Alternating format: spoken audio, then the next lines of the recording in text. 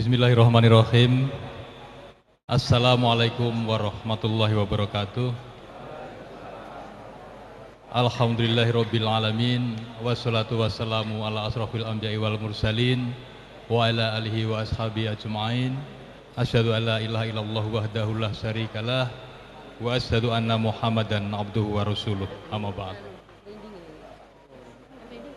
Bapak Kepala SMP IT Al-Huda, Bapak Sriono SPD yang saya hormati, Bapak Pembina Yayasan Pendidikan Islam Terpadu Al-Huda, Bapak Dr. Andes Hamid Nur Yasin MM yang baru saja ada kepentingan dan sudah ketemu kita tadi, yang saya hormati, Bapak Ketua Yayasan Pak Swito SPD yang saya hormati, Ketua Komite SMP IT yang saya hormati, Ustadz Ahmad Syarif Sarjana Ekonomi,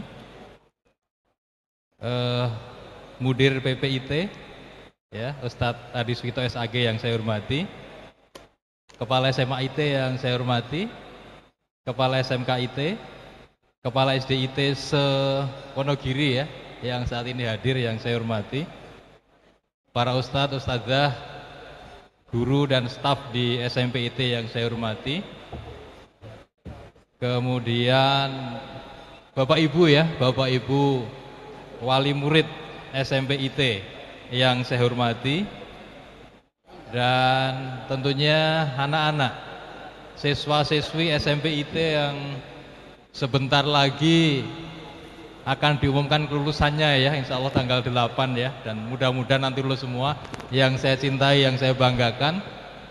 Dan semua hadirin yang hadir yang tidak bisa saya sebutkan satu persatu yang saya hormati pula.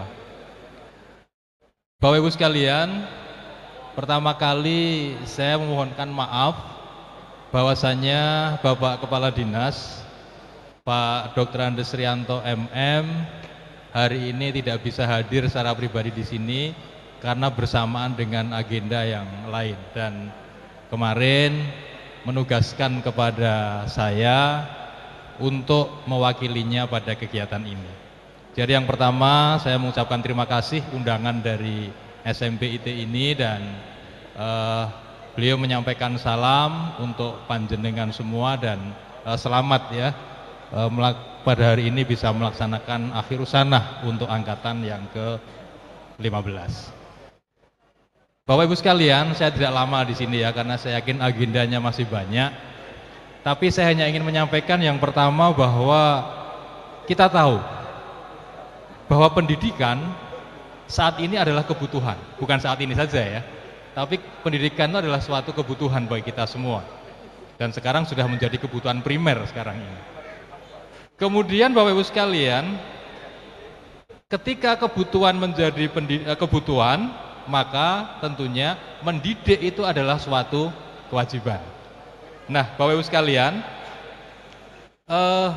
menjadi tantangan kita sekarang ini, ya, Bapak Ibu sekalian, tantangan kita saat ini adalah bagaimana kita itu mendidik anak-anak kita ini. Dan ketika kita bicara pendidik, maka ini yang harus kita pahami bahwa pendidikan itu adalah tugas semua.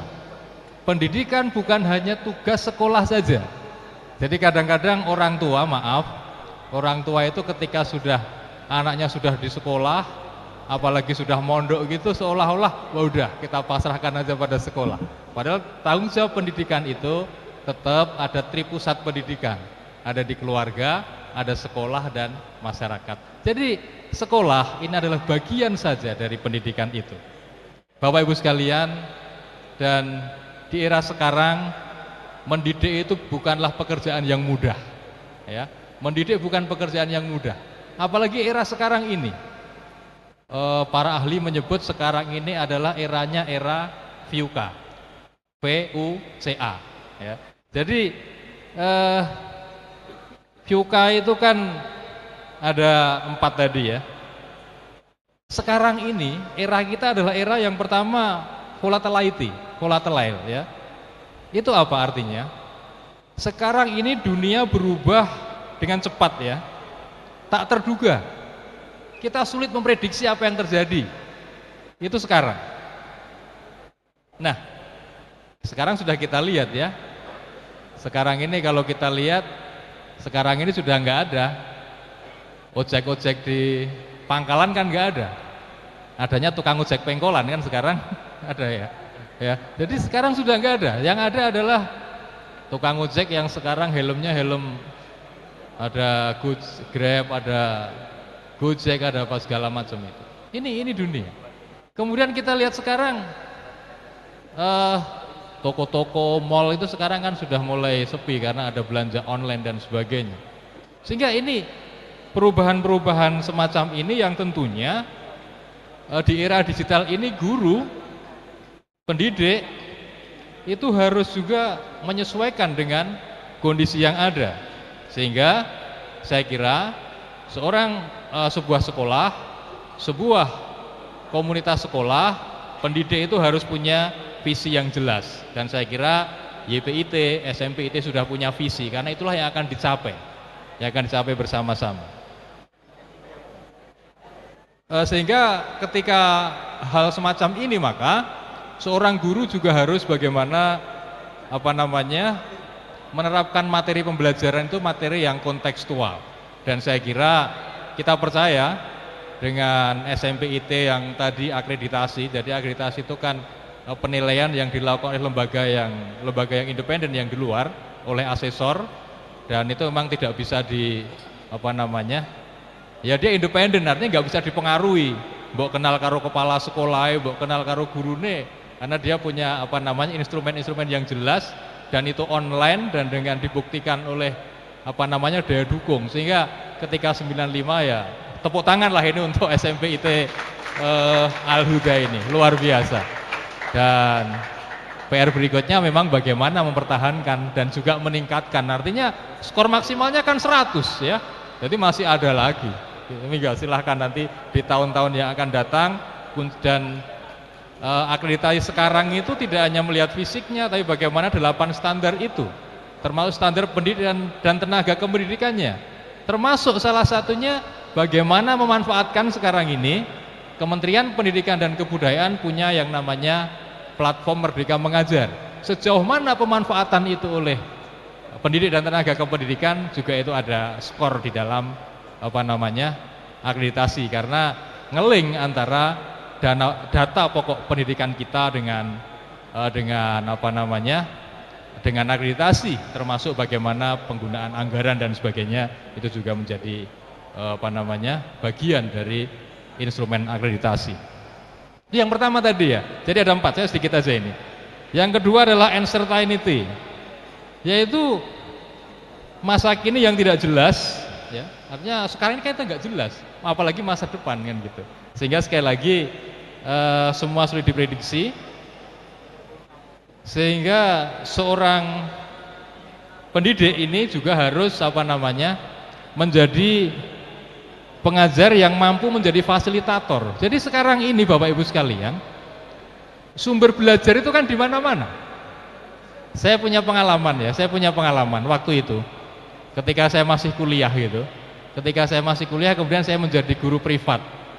Guru privat, artinya punya perusahaan, kaya, anaknya pinter gitu.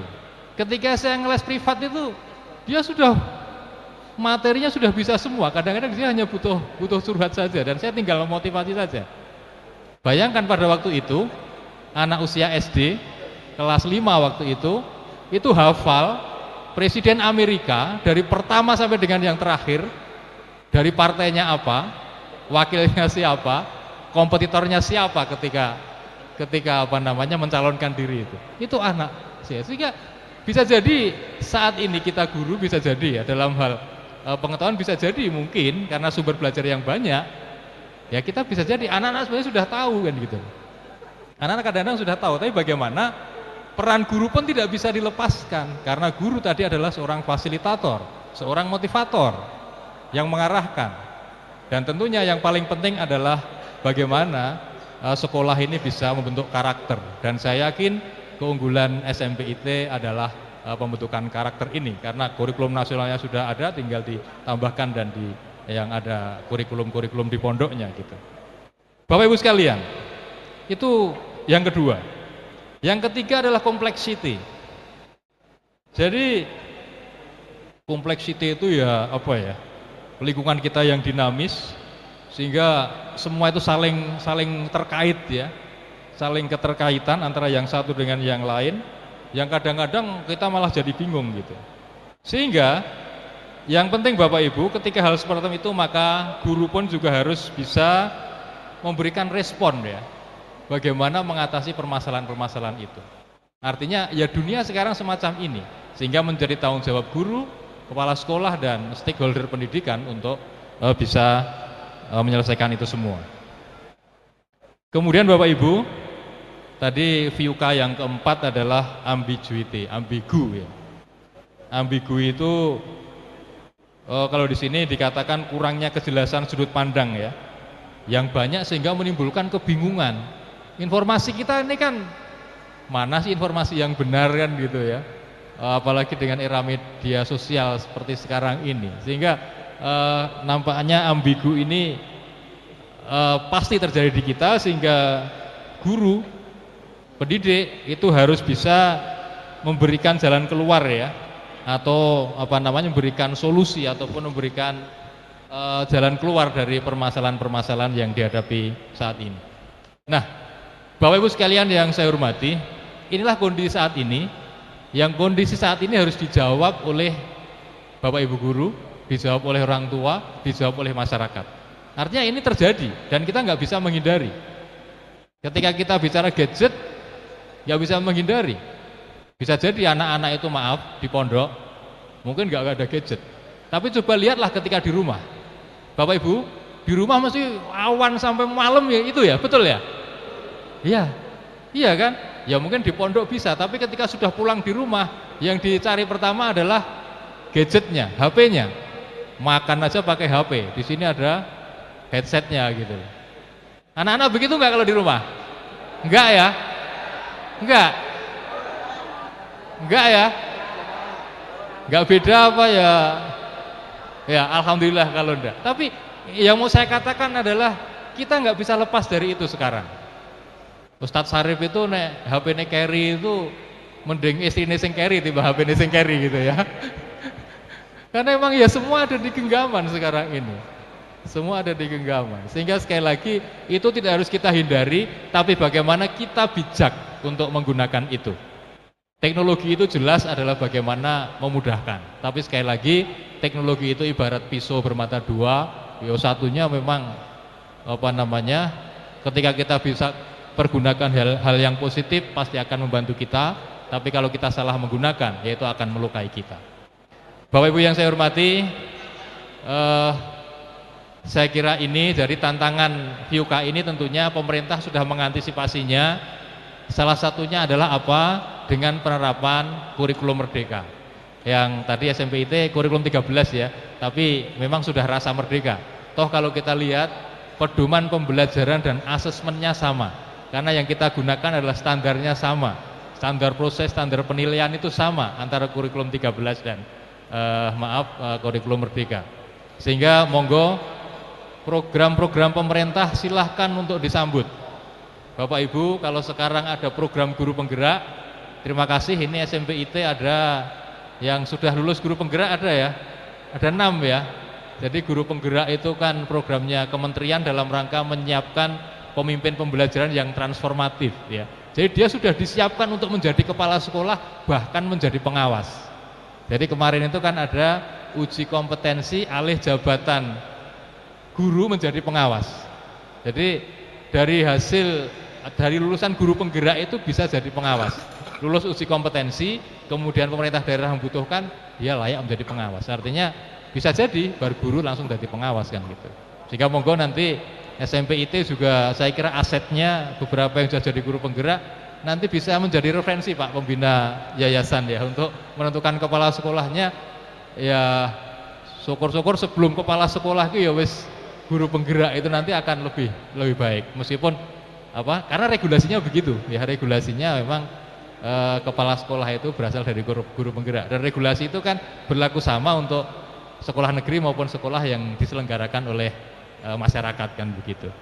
Sehingga terima kasih sudah ada beberapa guru penggerak. kemudian pengajar praktek sudah ada, karena ya itulah nanti yang akan mengimplementasikan kembali, ya bukan kembali tapi menguatkan filosofi GHD, filosofi Ki Hajar Dewantara, yang saya kira itu pun relevan, ya relevan dengan dunia saat ini, relevan dengan agama yang kita anutkan begitu. Karena prinsipnya dalam filosofi KHD itu ya mendidik itu anak itu sesuai dengan kodratnya, mendidik anak sesuai dengan zamannya. Kemudian filosofinya adalah mendidik itu seperti menanam. Menanam itu ketika kita ingin menghasilkan hasil yang baik kan bagaimana dipupuk, bagaimana disirami, ketika ada gulma, ketika ada hama, bagaimana disemprot dan sebagainya. Itulah mendidik. Dan saya kira ini yang dilakukan SMP IT, ya, menanam, merawat, ya, dengan tambahan di pondoknya itu kan dalam rangka itu. Dan yang penting jangan mengharap Bapak Ibu, ketika yang ditanam padi, jangan mengharapkan nanti akan berbuah jagung misalnya. Artinya apa? Anak-anak itu punya bakat masing-masing, ya, punya bakat masing-masing, sehingga ketika punya bakat itu, tanam itu, rawat itu, pastilah akan menghasilkan, kalaupun padi akan padi yang unggul kan gitu. Tapi ketika yang ditanam itu adalah padi, dirawat dengan model merawat jagung, ya nggak akan jadi jagung, padi pun tidak akan maksimal. Artinya apa? Kita harus tahu potensi anak kita dan ini yang kita kembangkan, kan begitu. Saya kira itu, mohon maaf, ini yang saya sampaikan. Kemudian Ustadz Hamid tadi pantun, ya. Ya, saya tak coba pantun juga. Nah, anak-anak sekalian, pesan saya terakhir bahwa lulus SMP ini bukan tujuan akhir, ya, bukan tujuan akhir. Oke lah, kita bersyukur, kita berbahagia karena sudah melewati salah satu fase dalam kehidupan kita. Tapi kita harus ingat bahwa masih ada masa